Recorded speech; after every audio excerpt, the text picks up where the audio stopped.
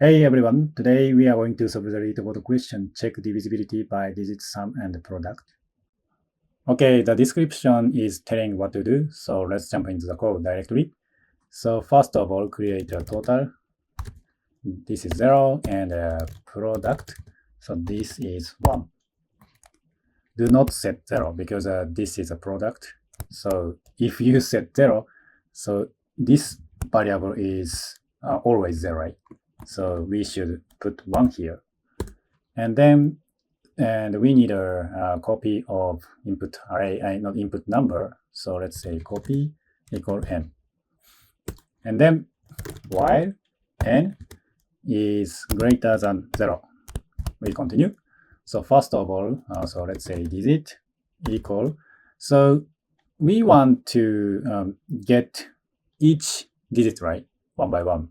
In that case, we will use remainder. So n %10. So if n is like 99, we will get 9, right? And then total plus equal digit and product multiply digit, right?